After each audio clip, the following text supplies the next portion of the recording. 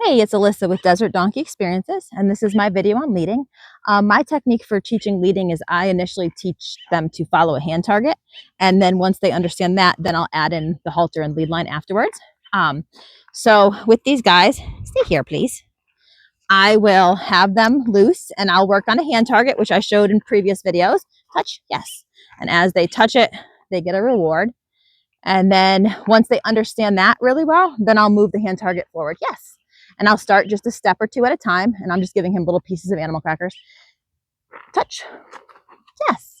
And you gradually build the duration. So at first, it's just a step or two. Jocko, touch. Yes. And this enables me to move donkeys that aren't yet halter trained from place to place, because I don't have a series of chutes or anything like that to move them around. I have a couple connected stalls, but I don't have a chute, and I don't put a halter on in a chute or anything like that. Yes, good. So this way I can move them from stall to stall or stall to paddock with them following a hand target. So once they understand that, you can't put the hand, yes. Then I will start moving longer distances. So I'll walk and I'll start saying, good boy. And at this point, he doesn't have to actually touch my hand, but I just want him following my hand. So as he's following it, I'll say yes, and I'll stop and I'll give a small treat. Yes, good. And I'll start adding in the cues of walk on and ho when I stop. So walk on, good boy, and ho. Yes. And once they understand that, and I'll do that, I'll switch sides so that I can practice leading from both directions. Because like Allison said in her last video, you do want to be able to handle them from both directions. And I want to be able to lead from the near side, which is your left side, their left side, and their off side, which is their right side. Oh, my default is to the near side just because I grew up with horses and I'm right-handed. So I tend to handle them from the left side. But I do want them to be able to be handled on both sides. Good boy. And ho. Yes. And eventually you fade that hand target as he learns to follow. I will drop the hand target and he's just following my body. Good boy. Good. Good boy. And I can just bring it up again to just remind him. Good boy. And ho. Yes. Good. And once they're doing that, they're understanding that, I do introduce the halter. And then next thing I'll do is have them stand tied because I want them to learn pressure and that they can't get away from pressure.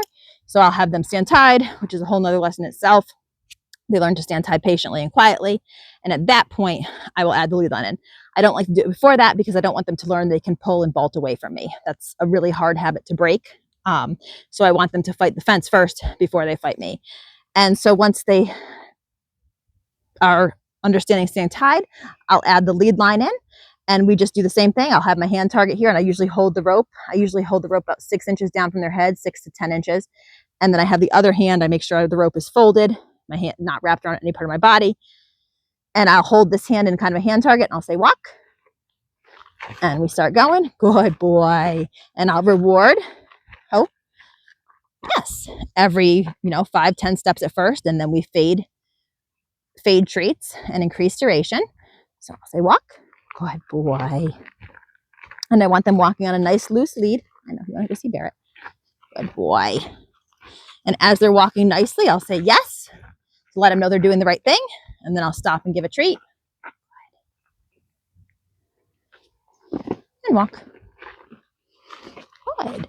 And then you can start adding in obstacles and different environments to practice leading. Don't push me. So he's pushing on me a little bit here, so I'm just going to push him back and be like, hey, we're not doing that. Come on. Good. Good boy. This way. And ho. Good. And then same thing with the lead line. I'll practice from both sides. So I'll get on his off side. Come on, buddy. Same thing. I have my hand here as a hand target if needed. Good boy. Good boy, buddy. And ho. And one thing to note is at some point, can be days, can be weeks, depends on the donkey. There's no black and white. At some point, they're going to realize, hey, when I stop, she's going to hold out a hand target and I'm going to get a treat. And they're going to become kind of manipulative. They learn like, oh, I'm going to stop and I'm going to get a treat. So at that point, I do switch to negative reinforcement. If they're not scared and they're just being like, no, I'm not walking because I know I'll get a treat in 2 steps. That's where I just put gentle pressure. I'm just going to match their level. I'm not going to come in gangbusters, yanking on them and starting a fight, but I'll just hold gentle pressure and wait. And as soon as they take that slightest step forward, I release and we walk. And then intermittently, when they're walking nicely, I'm not having to nag them, I will say my marker word, YES, and give a treat to let them know that is the behavior I want. But that is something that is going to happen for most donkeys at some point. So I do at some point, and again, there's no black and white, there's no set timeline, it depends on the donkey. I do switch from positive reinforcement to negative reinforcement. And the other thing is I'll never use positive and negative together. I'm not going to hold a hand target and tug on them. That's conflicting. So I'll do one or the other. Once they're trained, once they understand the concept of leading, I move to more of a negative reinforcement. I just use a little bit of pressure and then they walk off, and then I'll reward intermittently when they're doing what I want. Unless we're doing something scary. If we're doing obstacles or a strange environment, and if he's pushing on me, I'm just going to push back on him. Hey, I'm going to back him up here, get him off of me. Okay. He's not great at standing still. He doesn't like it. Good. There we go. Good boy. Yes. And so at that, so whenever we're doing something new or scary, I will use a hand target. I'm not going to try to pull him across obstacles or pull him into a scary environment. I will ask him to touch a hand target first. And then once they're trained, like I said, and understand what's going on, then I will move to negative reinforcement. But the initial stages are all done with positive reinforcement. Good boy. The other thing I do want to caution people is before you take your donkey out and about in the wild, a lot of these donkeys had halters and drag ropes on, so they are used to ropes dragging. Some are not. So I do like to make sure that the rope dragging is not going to be an issue, because if you're out hiking or walking and they bolt and get away from you because they're strong, that rope, usually they're not going to run super far, but if nothing's chasing them. But if that rope is chasing them, it could chase them away from you. So what I'll do with these guys is I'll put 2 ropes on them. I hold one and then I drag the other. And so for him, I'll just do this. But I just want to drag it around him. I want to have it by his legs. I want to have it following him. And I'm going to ask him to walk. Good boy. Come here. Let's go this way. And I want him to realize, hey, it's okay. Good boy. Good. Yes. And I'll reward. Be like, hey, it's okay. And you want it on both sides, dragging behind. I'll throw it across their back. I'll do all that kind of stuff, because if you're out hiking and that rope all of a sudden gets loose and is chasing them, you don't want that rope chasing them farther and farther away from you. But it's okay. And hope. Yes. So I do a lot of work with that before we really get them out and about. And like I said, I'll use 2 ropes. I just don't have 2 out with me. I'll have one that I hold and then one that's attached that just kind of drags behind.